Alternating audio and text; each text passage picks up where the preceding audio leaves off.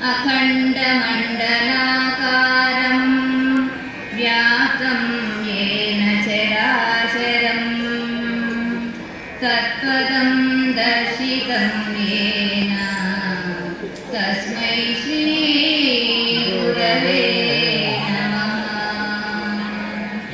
मूकं करोति वाचालं पङ्गुं लङ्घयते गिरिं यत्कृपातमहं वन्दे परमानन्दमाधवम्।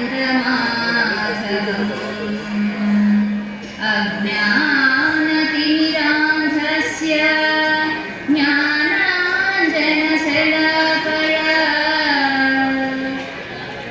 चक्षुरुन्मीलितं येन तस्मै श्रीगुरवे नमः।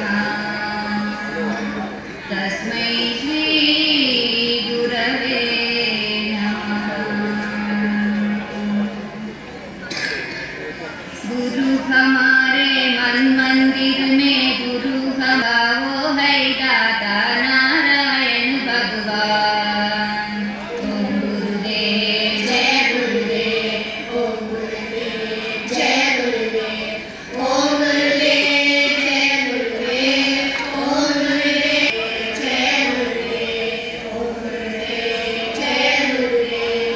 गुरु हमारे तन मन सब है, गुरु हमारे प्राण, ज्ञान भक्ति का वो है दाता।